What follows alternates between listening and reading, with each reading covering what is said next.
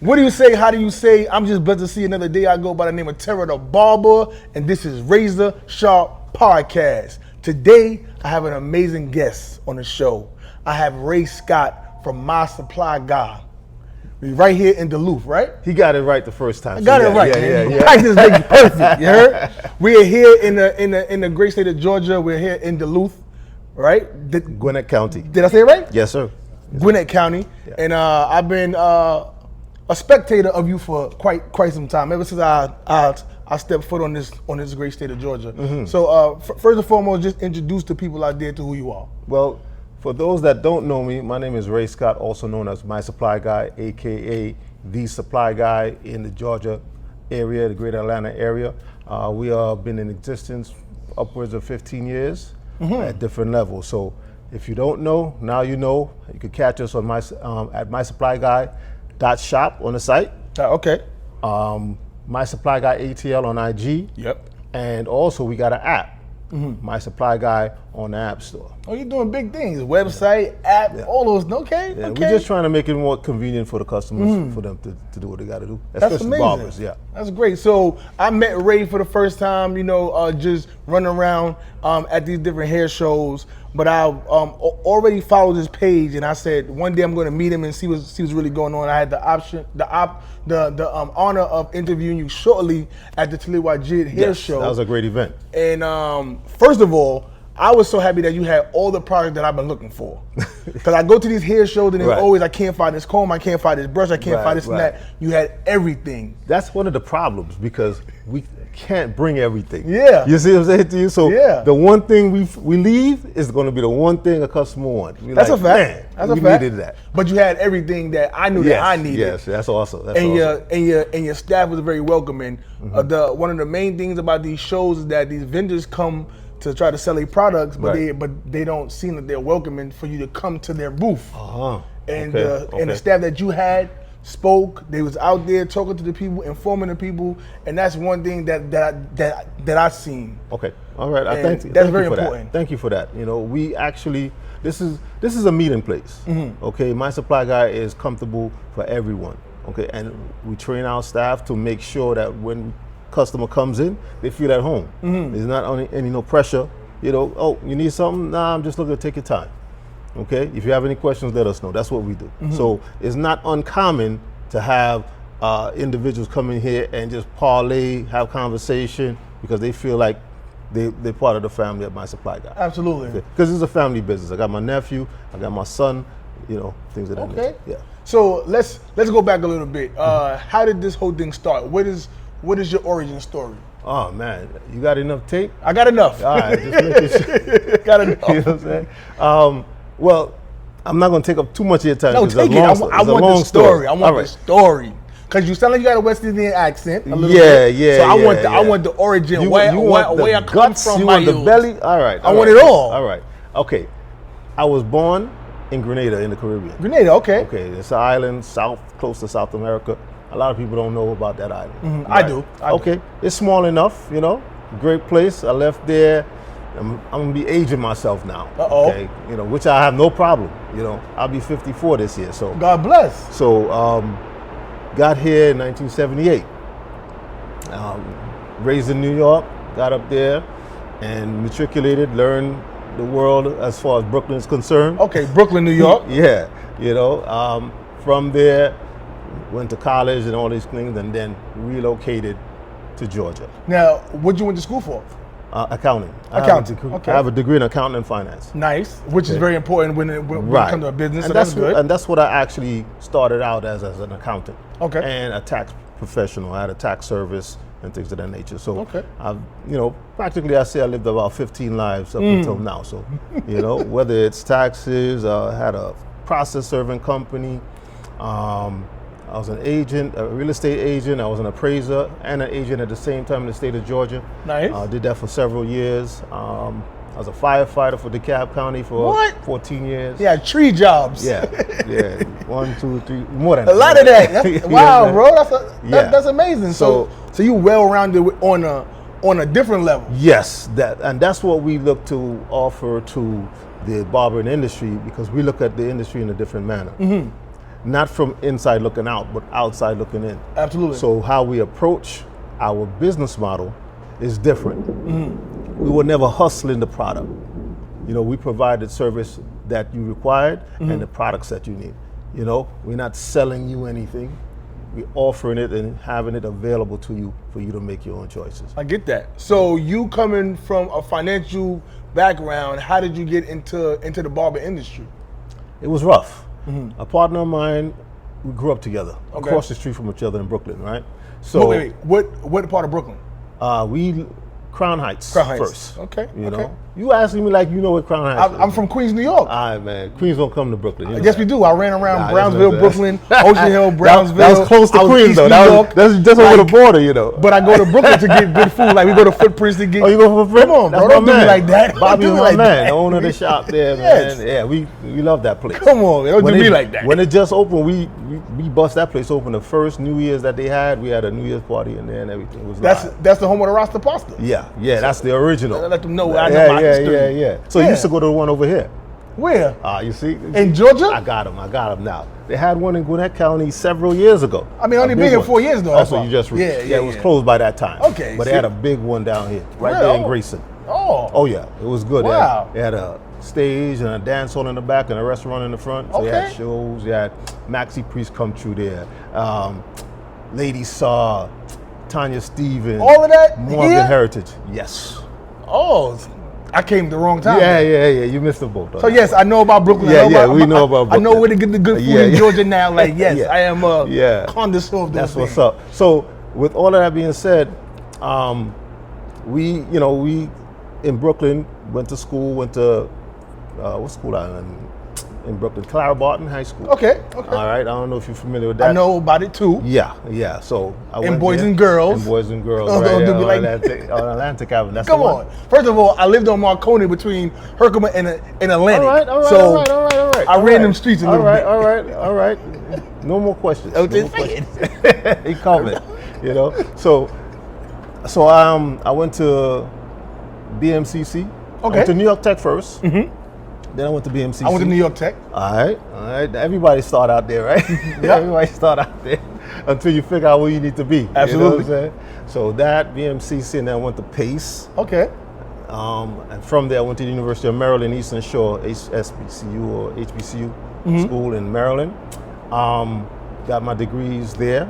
I got an associate from BMCC, then I got my bachelor's at that school in Maryland, and for finance and accounting. And that's how I became involved in doing taxes and so forth. So coming full circle with that, that's how I approach this business. Like I said, a partner of mine, we grew up together, and he came down here and opened up a beauty supply store. Okay. At that time, I was doing real estate and appraisal. I was doing fine, and he kept telling me, yo, you need to, the barbers need stuff. Because he used to go out there too, but he had a store. So he was just introducing himself to the industry that way. Okay. But he realized there's a void as far as barbers getting the proper products that they needed. So a few years he's been telling me, listen, man, you need to try this because the barbers need that. This is a good, option for you. I was like, no, I'm good. You know what I'm saying? I got my tax service. I got all my clients. I'm doing appraisal work, all of that. So I was not under pressure.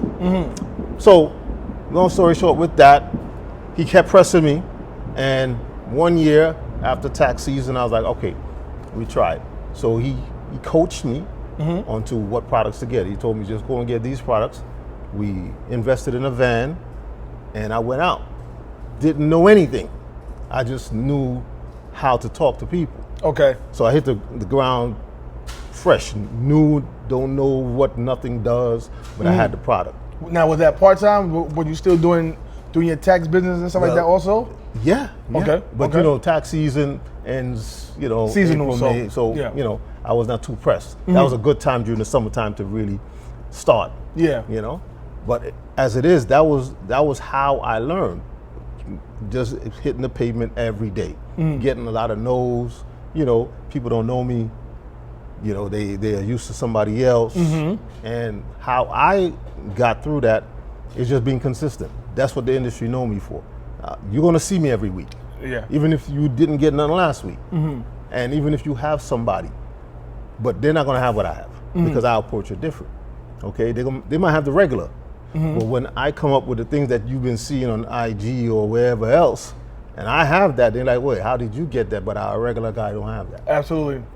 So that's the introduction. Nice. You see what I'm saying? So that continued, and I cultivated it's about relationships. You know, you're not gonna get everybody, but if you build strong relationships with your customers and your clients, you're always gonna have a better chance of being successful, even during the hard times, you know, because there's many a days I didn't wanna go out because it was that difficult because I was getting so many no's. Yeah. Sometimes I'll give you an example. I walk up in the shop, I have my cards and everything like that. You know, I'm quote unquote a professional minded person. Okay. But the industry is not that. So they're accustomed to somebody coming in a different mindset, in a different spirit. But I come in, you know, greet everybody, be respectful and all that, and they really don't know how to respond to that. They're used to somebody, hey, a lot of other energy. Absolutely. But that's not how I approached it. So, so with that, it took some time for me to learn the industry. And that's why I'm so solid what I'm doing, what I do now, because I had to learn from scratch. It was not like I just inherently knew anything. And I had to go through all the learning and the bumps and everything like that. And over the years, it just got stronger and stronger. I got a lot of no's. I go in a shop. I used to go in every shop, no matter what, no matter if it's straight hair, Hispanic, you know, African-American shop, Caucasian shop. I used to go in everything. But then I start to understand what shops I need to go to. Okay. Based on the responses I got. Now I'm gonna ask you a question because I see that there's a lot of times where realtors only stay in a specific area because they don't want to go too far, right? Like there's not a lot of realtors that's probably like in the Buckhead area that's gonna go to the Henry County area because it's just too far of a drive. But were you coming out of wherever you were and you was going all over Georgia as far as, you know, east, west, north, south, or was you staying in like a tight area? No, I was not that naive. I went everywhere because I was coming out of the real estate industry and doing appraisals. I used to circumnavigate Georgia. Okay. I would leave my house and circle the entire, go down to McDonough, circle back up to Atlanta, go all the way up to Oakwood, and that's all in one day. Wow, that's a lot of driving. Oh, and I did that for a good number of years. Okay. So that trained me to be able to go anywhere. Okay. So now I'll be in Gwinnett, but I have customers in Austell, in Kennesaw, way out down south in Atlanta, and you know, industry normally I would show up there and a barber would relocate. And then I walk in and he's like, yo, you all the way down here? Yeah, you didn't think you was gonna see me, huh? Yeah. I say, but we here. Especially the ones that owe you money. Like, yeah, you relocated. Yeah, I done found you, my I didn't boy. say that. He said that. I said it. I didn't say that. Because I know what it is when you have a supplier and they let you slide. So they come doing that Monday. And they try to hurt your feelings. First of all, how do you know who owe you? Because my guy back in New York, he never write nothing down. He just knows Terra owes me for this, and that. How do you stay on top of something like that? That's a learned skill, okay? And we try to minimize that. Okay. You know what I'm saying? Because everybody is not a good person when it comes to that. Absolutely. Especially in this industry, just to be candid. You know, they would hope that you forget. They would hope that, you know, and when you do remember, they're like, you know, but this happened and that happened. I ain't got it today. I'll get you next week. I know. I'll be like, yo, I'm gonna tell my kids. Yeah. Tell me what, you know, I could leave them with you, but but they eat a lot. You gonna leave the kids with them. You gonna pay off your debt. Right, you know what I'm saying? Yeah. Because they're gonna ask me, where is XYZ, Dad?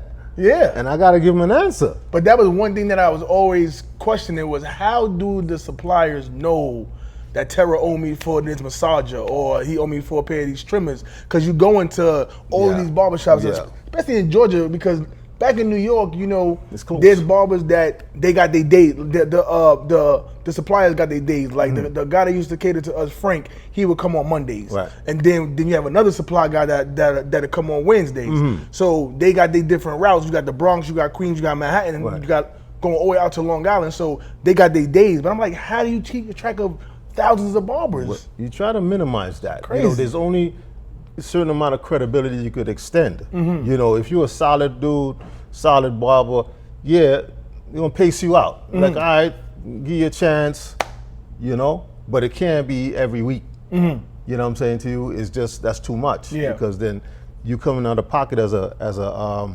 supplier, and you got nothing but funds outside. Yeah. And now you gotta go chase down person.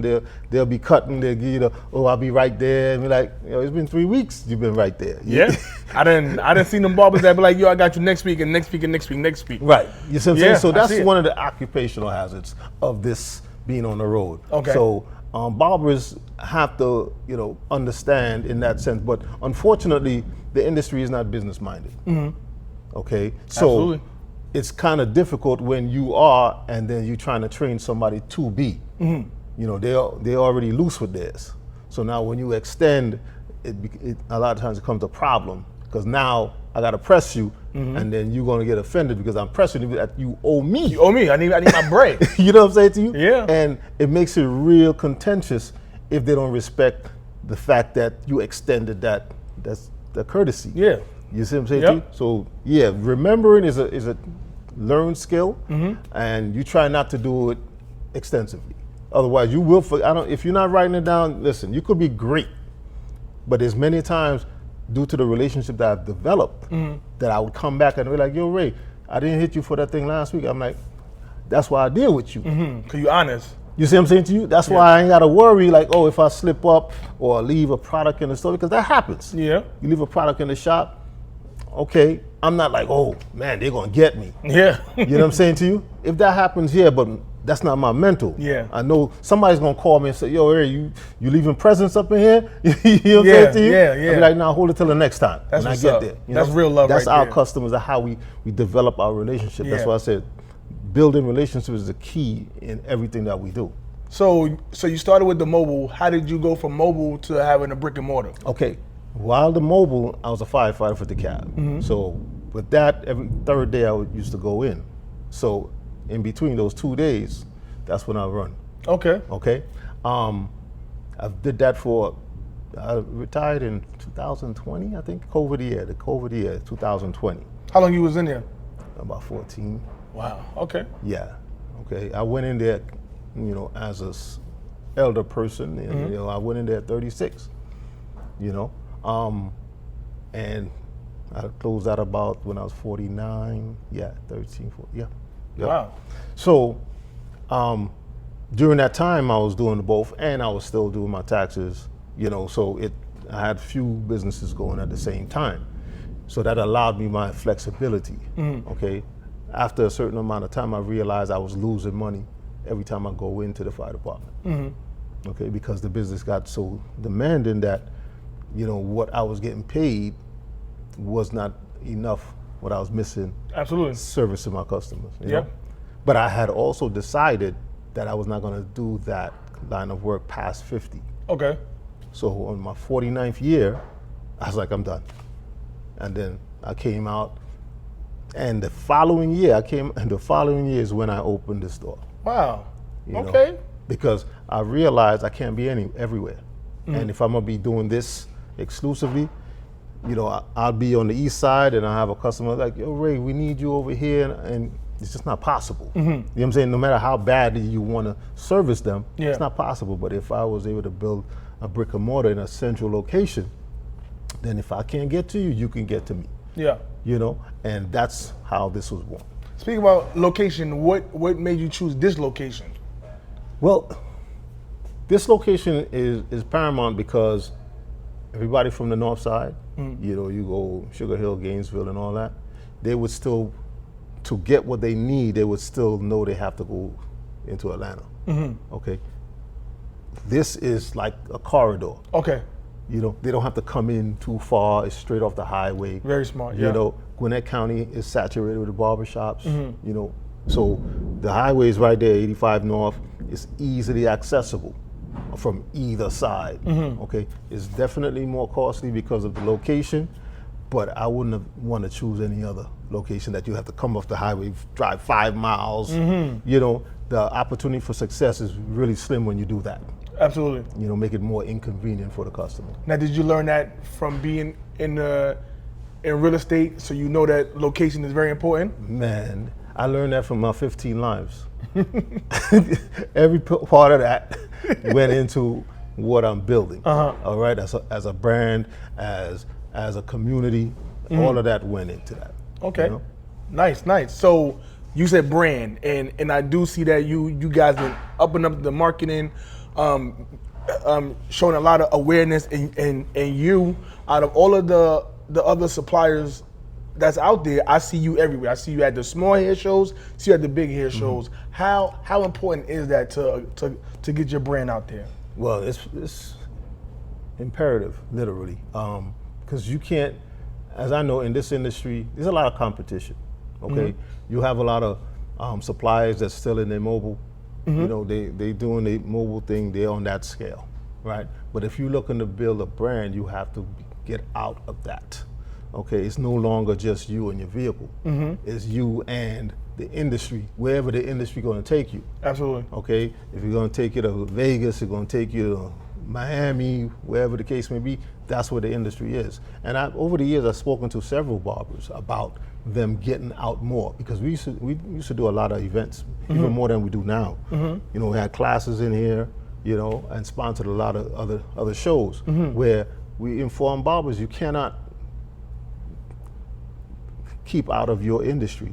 It doesn't make sense. If you're a barber, you can't take the position of, I don't want to go to that show because I know everything. I'm not a barber, but that's not good business. No. Keeps you locked in. Keeps you small. Yeah, it keeps you small and really ill-informed. By the time you catch up, everything just passed you by as a barber, and that goes for any profession. Absolutely. You know, if you an AC guy or a doctor, you're not going to say, "Oh, I'm not going to go to that conference. I can't learn nothing from there. I know everything already." I know everything already. Yeah. They can't teach me nothing. Really? That's what you want your doctor to say? Yep. And he just stay in his office, and he's like, "Yo, I know everything. They don't know what they talking about. I've been doing this for 50 years." Small-minded. So nothing changed. Nope. Over that 50 years that you should have known. That's the concept. You know? I like that. And I do see that you're all over the place. And I'm always happy to run into people that I see at these different events. And you say that, you know, you even put on your own events, and you do an event not too long ago where it was the Barber meetup. Right. You showed up on that one. That was so important. First of all, it was in Lawrenceville, right? It was in Grayson, Lawrenceville. That's Lawrenceville, the borderline, yeah. And so for me to come from McDonough to Lawrenceville, yeah, that was big. It was a drive, but I said, Ray seems like he's in tune, he's locked in. It's going to be something that I need to go to.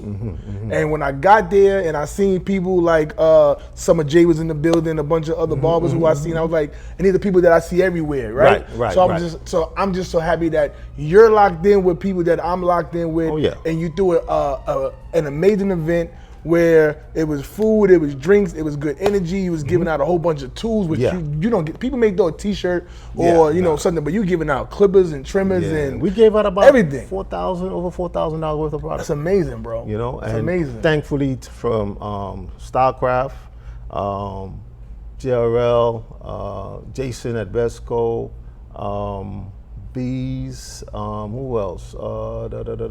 H2 Pro, which is the stylist line that have the flat irons and so forth. You know, Bad Mash is another brand company. I met him for the first time. Right. Yep. So, you know, thanks to them, they donated all of that stuff for me to be able to give away. That's amazing. You know what I'm saying? And it turned out really well. Unfortunately, that weather tricked us out a little bit. Yeah. You know, because that's Georgia. We had 150 people scheduled to come. Already RSVP'd and everything. But, you know, in the South with the weather, depending where you were, what time of day, you know, it affected everything. But we still had a great turnout. We still had a great event. And food was good. The drink was good. I told myself that I wasn't going to drink, and I did. And I was like, I got to drive home. But it was definitely good. It was and it was a networking event. So, so you guys was telling people, get up, go talk to people, get their social media handles, network. And then from that, I've networked with so many barbers barber students, which there was barber students that was from Pro Fresh Fresh Barber Academy, Academy. yep. And I met them there. Then I went to Pro Fresh Barber Academy for a look and learn, and they was there, and they was like, "Oh, Terry, what's up?" So it was just good to see people I seen there. Then I seen them here, and then now we got this new relationship where we're locked in on social media, and the people that's so genuine with the industry, you're going to see them at every type of event. Because they're really like, and then those are the people that I like to be around, people that's really locked in to the industry, that knows who I'm talking about. Because if I have a conversation with a barber that's really new in the industry, and I say Ivan Zoo, they don't know who I'm talking about, or Jay Majors, they just don't know because they're not in tune. So it's good to be able to be around like-minded people, and your event was one of those events that really helped me navigate towards meeting new people. Yes. So that was great, it was bro. great. My co-host for that was Kenya here. She was an awesome co-host. And she do big things too also. Oh yes, yes she does. And me just learning her, because I didn't know who she was, and then when I seen who she was, I followed her page and see what she got going on. It's good to know that you have people that's really, really locked in. And it's not just barbering, but the barber and beauty. You know, this is the thing. The industry is now overlapping. You know what I'm saying? It's not segmented as it used to be. You know, I'm not a barber. I know people might be like, yo, he don't know what he's talking about. He's not a barber. But outside of that, the industry is now overlapping as far as skill level is concerned, services is concerned. So a stylist may be doing barber stuff, a barber might be doing stylist stuff. Absolutely. So getting everybody in the same mind frame is like that. We are one in this industry may help to push the industry forward and don't have it fragmented like that. You know, so that was a goal. So what you got? So you still do the delivery service, right? Where you going to the different shops. You got the brick and mortar. Do you have anything else planned next? Well, yes. First, when it comes to the delivery, we are definitely pushing the utilization of our app. Okay, that would facilitate delivery service better. Okay, go on the app, download it, opt for local delivery if it allows you, or pick up in the store, and that way you could order in advance and have yourself ready for the week. So this is like the Uber Eats type situation where you can order and It's go a concept. pick it up. That's a concept like that. You know, trying to make it more convenient and easier for barbers that carry their work as professionals, that they don't have to wait. They don't have to be like, oh, I have to wait till I run out. You, at your leisure, you can go in there, go on the app, order it, and if not me, someone else will deliver it. If you have local delivery, we ship out, we do everything like that. So the more we want y'all to use it, the better it's gonna be. I like that. You know, it's going to have other options coming up, like repair options for appointments and stuff like that. All of those things are going to be cultivated into that app. Nice. And this is family ran? This is family owned? Yes. From you to your picnics? Yes. See, I said picnics. Yeah. You didn't catch that. Yeah. So that's good. Are you locked in with other black-owned suppliers? Like as far as that do the same as this? Oh, no. Because it's not that many. No, that's unfortunately, I would say not. I can't say that we have organization or some kind of community that resembles what we have here, okay? Unfortunately. That would be something that, you know, we would want to cultivate, definitely, because we are the only ones really in Georgia that focus. Not only, we are one of two that really focuses on the barbering community. Yes. Okay. I know in other states, most states don't have it. No. Okay. No. And you might have some in Houston, you know, here and there, but it's not many, as you said. So, you know, that would be something that would be great and very interesting to see how that works out. And I don't even think that there's a black-owned, like I know. In New York, you got Long Island Cutlery, who's been around for over 20 years. Right. And that's family owned. That's my brother Omar, and he got his kids running the operation. Nice. But you really don't see a lot of black-owned businesses, or what I think Omar's he's West Indian. Right. You don't really see that. So me to see you having this, and then I go to a lot of different barber suppliers. It's not the same. You know, but I'm just happy to see that you're doing this and you're doing it with your family and you building a brand. and you say that you got other things that's down the pipeline. Yes. And you're keeping it for the barber community. Yes. Do you see that there's more female barbers coming into the game and are flourishing now? Well, yes. One thing, they are very unique in the sense that, and I always say it to when I have conversations with female barbers, is that you all have a better opportunity to provide more services. It's actually lopsided because you can do more than the regular barber. Absolutely. If you recognize your ability. You see what I'm saying to you? Yes, it's going to be challenging because as it is, it's a male-dominated industry. So yes, you're going to have some pushback here and there, but once you provide the services that you can, you're going to definitely break through all of that, and stay consistent. So it's a great opportunity for them. Yeah. I definitely see it now.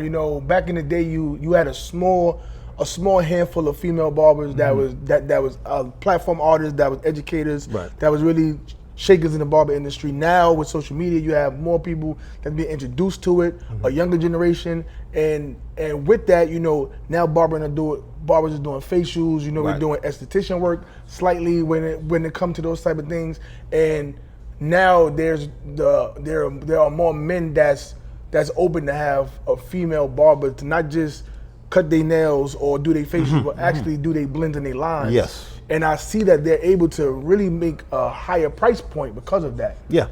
And I believe that women pay attention more to detail. And that's one thing that a lot of us men barbers need to focus on is the detail. Yes.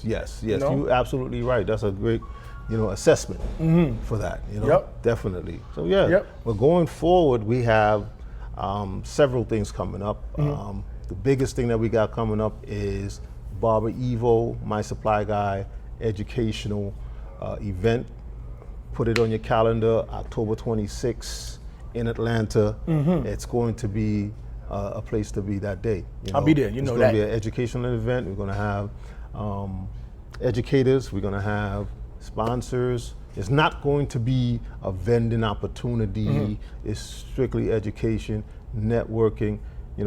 Chances are it's going to be catered. Chances are it's going to have, bar and everything like that. It's going to be strictly top shelf stuff, and you'll be able to get a lot out of what we present on that day. That's amazing. Speaking about the Barber Evo, we do see that they got your boy on the cover. Yeah. And this is by chance. This is big because Barber Evo is an international magazine, right? Yes, they're out of Scotland. Yeah. And they are the biggest when it comes to the magazine culture of barbering, which is not that many now. Right. There's not many at all. This is the biggest of the big, and to have you on there, first of all, black man on the cover to tell your story. I look good though. Whoever took the picture did an amazing job. Just saying, they paintbrushed that thing, bro. But I am once I seen, because I know that you and Barber Evo did a Barber Live not too long ago, talking about the cover, talking about what you guys got going on, and I was like, what I mean, you gotta understand, they have people on here like A-Rod, they got people on here like Los Cut It, the biggest of the big, but then they have a supply guy. Yeah, that's odd. On the cover. That has never really been the case. Are you the first supplier to be on the front? I would say so. I don't see. I don't recall any. I'm not going to stake that claim, but I'd like to see somebody else. Normally they will have you in the inside. Yeah, in the sheets. We're also there. Yeah. You of course you're inside, but you on the cover. That means you got your own. They did a whole write-up on you. It ain't just this is the supplier right there. No, this is the actual story. Right. So make sure you guys go on Barber Evo. They got an app also, right? Yeah, they got a site and everything. Site and app. Yeah. Go to Barber Evo, and I am going to be inside Barber Evo one of these days. You just gotta say the word, my guy. Razor Sharp Podcast, Terror the Barber need to be inside Barber Evo. Let's talk about it. Because this is big. Yes. Because we also get artists as yourself in the magazine. Okay. Well, put me in there, goddammit, because I need to be in there. They need to know who the You fat know? man with the microphone With the camera, is. right? But this is amazing, brother. I just want to give you your flowers for this, because this is just one thing that's going to catapult you to the next level. Now this is going to be international, where people are going to know exactly who the My Supply Guy is. Yes. And not just in Georgia, not just on the east and north coast of, no, this is North America. Yeah. North America, but now you're gonna be global. Yes, And that's yes, big. yes. So we commend you here at Razor Sharp Podcast. Nah, I because appreciate you're doing that. great things, my brother, to be locked into the barber industry, doing events for the barber industry. And it's not easy. Barbers do not want to leave the barber shop and go to no kind of event. They rather just cut hair and not focus. Yeah. But when you put something on, I'm gonna definitely push it out there to let people know that's on my pages, that they need to know exactly what you got going on. So definitely tell the people out there where they can find you at, where this amazing location is, and all those things. Headquarters, the HQ of My Supply Guy is located in Duluth, Georgia, 3580 Breckenridge Boulevard. That's in Duluth, Georgia again, all right, in Gwinnett County. We are all over the softwares and the handles. My Supply Guy ATL is the IG. MySupplyGuy.shop is the site. And we have My Supply Guy for the app. Just My Supply Guy, okay? And the great thing about it is Barber Evo has collaborated with us and said, everyone, the first 100 barbers or customers that ordered via the app for delivery or shipment get a free copy of the magazine. Really? Okay. So that's a great incentive for you to be introduced to the magazine. I know we push the magazine heavy over here. A lot of, I would say a great deal of Atlanta that actually have the magazine is because we pushed it. Okay, because we always introduce in the magazine to the greater Atlanta area. That's what's up. You looking to place an order, you'll get your free copy of Barber Evo magazine, so you could be introduced to the culture and introduced to a source for great information, great editorial, and pushing the industry forward. Well, I thank you, my brother, for taking the time out today to blaze the lens of Razor Sharp Podcast. This your boy Terry the Barber. Make sure you guys like, comment, and subscribe. This is Razor Sharp Podcast, and we'll see you guys next time. Peace.